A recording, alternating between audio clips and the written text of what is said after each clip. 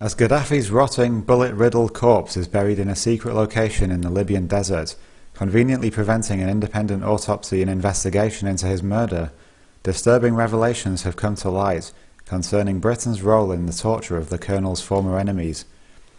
MI6 stands accused of complicity in the rendering of Libyan rebels, who in 2003 were plotting to depose Gaddafi, the term rendering of course being twisted newspeak for the Western intelligence service's policy of abducting, imprisoning and torturing suspected Islamic extremists.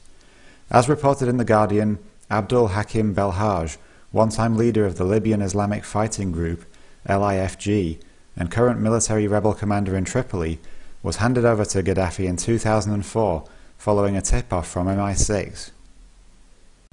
Quote, MI6 informed the CIA of his whereabouts after his associates told British diplomats in Malaysia he wanted to claim asylum in Britain. He was allowed to board a flight to London, then abducted when his aircraft landed at Bangkok. Belhaj claims he was suspended from a ceiling and tortured at Bangkok airport before spending 6 years in solitary confinement at Tripoli's notorious Abu Salim jail. Relations between Gaddafi and the West had improved significantly after Libya's agreement to halt its nuclear weapons program in 2003, an agreement which was shortly followed by Tony Blair's infamous oil deal in the desert.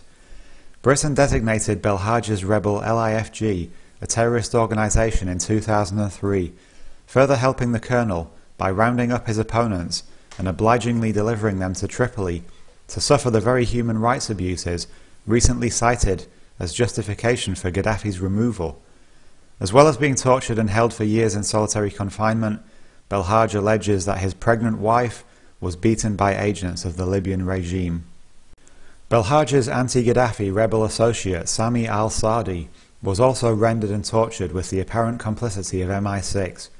After living in exile in China and being led by MI5 to believe they had approved his moving to London, in March 2003, Sadi and his family travelled to Hong Kong.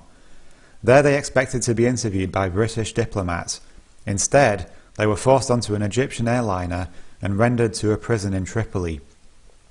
The Guardian details the abuses alleged by Sadi's family, which included his wife Karima and their 4 young children aged between 6 and 12. Sadi's wife and children were held for over 2 months, where they were interrogated in the knowledge that their father was being tortured nearby. Kadaya, now 19, says, "The British government speak of human rights and justice. Why were they involved with Gaddafi?" she asked. "The British knew too well that we would be mistreated and could be killed. The people who put us through this should be held accountable. I want an apology. They stole my childhood." Tony Blair had landed in Libya for his first meeting with Gaddafi 2 days before the Sadi family's MI6 instigated abduction. Both Belhaj and Sadi have launched legal action against the British government and intelligence services. 30 such cases alleging complicity in rendition and torture have been launched against Britain, legal action which Justice Secretary Kenneth Clarke is trying to suppress by introducing legislation that will establish secret court hearings when the UK's intelligence agencies are sued.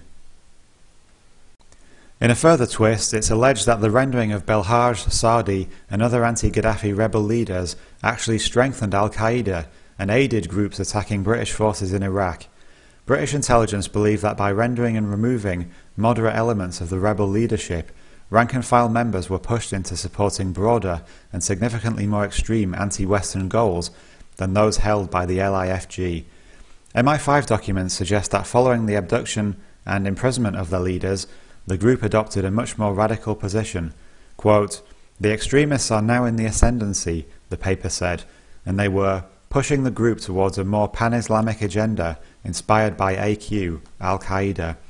Their broadened goals, it continued, were now also the destabilization of Arab governments that were not following Sharia law and the liberation of Muslim territories occupied by the West. In summary, due to their increasingly close relationship with Gaddafi in pursuit of lucrative Libyan oil contracts, the West aided in the rendition and torture of his enemies. Several years later, however, when the West wanted to remove Gaddafi from power, the very men who had been rendered by MI6 as suspected Islamic extremists were instead courted as allies and armed and supported. Gaddafi's suppression of a rebel uprising in Benghazi, of which Britain several years ago would presumably have approved, instead became the excuse for NATO's intervention, which has caused widespread death, destruction, and instability in Libya. Considering the West's concern for human rights abuses, the reason given for military action in Libya, one wonders how NATO will be dealing with the newly empowered rebels in light of allegations of atrocious war crimes having been committed. The corpses of 53 Gaddafi loyalists have just been discovered in a formerly rebel-held hotel in Gaddafi's hometown of Sirte, some injured and others with their hands tied behind their backs, prisoners of war seemingly executed by the supposed good guys, the victorious rebels.